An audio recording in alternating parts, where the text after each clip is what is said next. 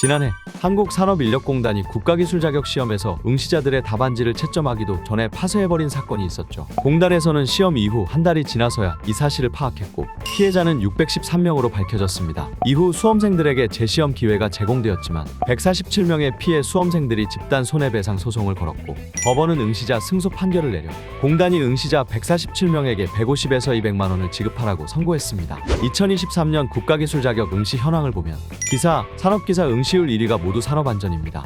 최근 랭키파이가 분석한 트렌드 지수 순위에서도 1위를 차지했죠. 요즘은 이미 싼 기사를 가진 경우에도 대비용으로 산업안전 기사를 추가로 취득하는 추세인데요. 지난해 대기업 제조업에서 근무하던 20대 여성이 반죽 기계에 끼어 숨지는 사고가 있었죠. 그 외에도 추락사고, 부딪힘 사고 등 근로자 사고는 고질병처럼 나타나고 있습니다. 정부에서 이런 비극적인 일을 예방하려고 산업 현장에서 2022년부터 안전관리자를 꼭 뽑아야 한다는 법을 도입했죠. 안전관리자는 기계, 건설, 화학 등 다양한 산업 현장에서 안전 문제를 진단하고 해결하는 역할을 하는데요. 전기기사, 소방설비기사, 건설안전기사 등 관심 세부 분야 자격증을 취득하면 해당 분야 안전관리자로 선임이 가능합니다. 여기서 산업안전기사 왜 꿀이냐 하면 이걸 취득하면 제조업, 건설업, 유통업 등 산업 전체 분야의 안전관리자 선임이 가능하기 때문이에요. 이렇게 법을 시행했음에도 불구하고 지난해 산업재해를 겪은 근로자가 10년 이래 최고치였다고 하니 산업안전기사의 고용 수요는 계속해서 이어질 것입니다. 산업암기기사라고도 불리는 산업안전기사는 암기량으로 악명이 높은데요.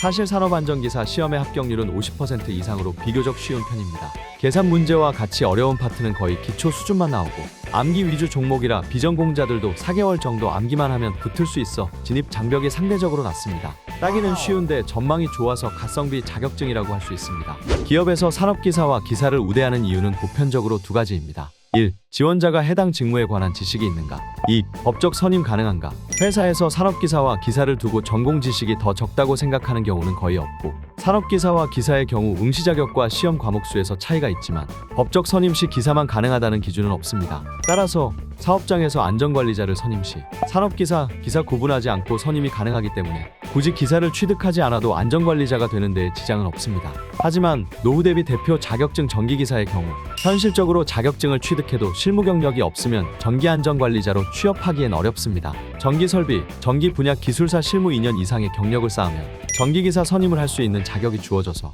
최대한 빠르게 자격증을 따고 경력을 쌓는 게 중요합니다. 일반적으로 기능사의 경우 산업기사, 기사의 하위 자격증이라서 이미 상위 자격증이 있으면 굳이 취득할 필요가 없는데요. 전기는 예외적으로 기능사 취득을 하면 메리트가 있습니다. 전기기사 시험은 필기, 실기 모두 필답형 시험으로 진행되지만 전기 기능사는 실제로 배선 작업 등 작업형 시험이기 때문에 기업에서 요구하는 경우가 있거든요. 따라서 기사를 먼저 따고 유턴의 기능사까지 따기도 합니다. 현직자의 조언에 따르면 어느 현장에서 경력을 쌓았는지에 따라 직무 전문성이 달라져 대우도 다르다고 하는데요. 장기적으로 안정적인 경력을 쌓으려면 공공기관이나 공사업을, 일의 강도가 낮은 게 1순위라면 전기안전공사나 지역도시시설공단을, 전기 설비에 관심이 많다면 설계사무소나 시공관리, 공사업에 입사해 현장 경험을 쌓고 후에 관리자 진급을 노리는 게 유리합니다. 추가로 단순 안전관리자 선임이 아닌 대기업, 공기업 등으로 목표를 높이면 기사 취득과 관련 학과 학위는 필수입니다. 경쟁자들이 모두 전공학위와 기사 자격증을 가지고 있기 때문에 같은 수준으로 준비하지 않으면 서류 광탈이거든요. 기사 응시 자격이 안 된다면 산업기사를 취득 후 관련 분야 경력을 1년 채워 기사 응시 자격을 갖출 수 있으니 산업기사 취득자는 빠르게 경력을 쌓아 기사로 업그레이드하는 게 좋습니다.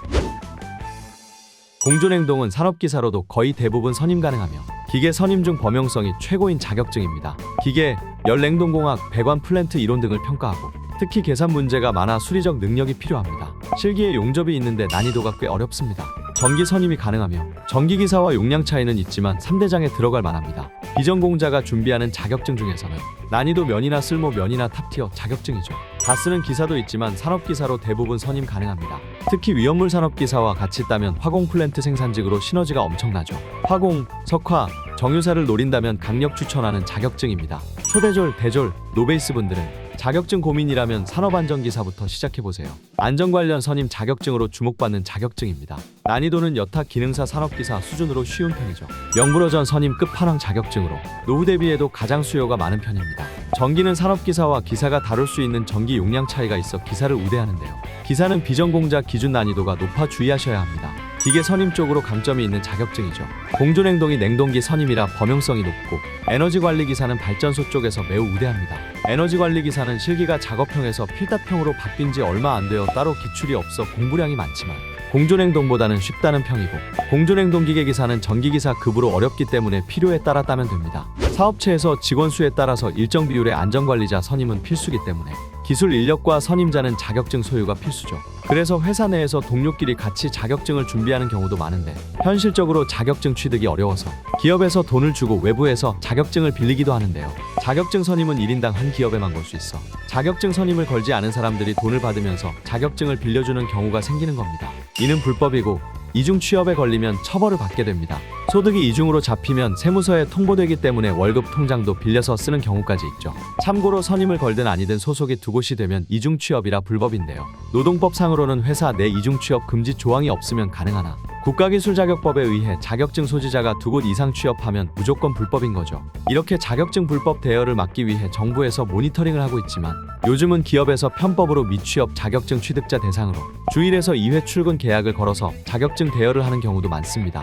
원래 국가기술자격시험은 1년에 3회로 2호 7월에 필기를 보는데요. 근데 이번에는 변동사항이 있습니다. 25년도 3회차 필기시험 일정이 한 달 밀립니다. 실기시험도 마찬가지로 3회차만 2주 정도 밀리고요. 필기시험 방식이 PBT에서 CBT로 변경되었습니다. 종이시험에서 컴퓨터 시험으로 바뀐 건데요. CBT 시험의 경우 문제은행식으로 출제됩니다. 즉, 이미 만들어진 많은 문제 중에서 출제가 되는 건데요. 컴퓨터에 100배수 이상의 문제를 저장해두고 시험 당일 수험자용 컴퓨터가 랜덤으로 문제를 뽑아서 출제합니다. 같은 회차 시험이라도 수험자마다 모두 문제가 다르죠. 어느 정도 난이도 조정이 된 채로 출제되기는 하지만 운 나쁘면 어려운 문제에 당첨될 수도 있습니다.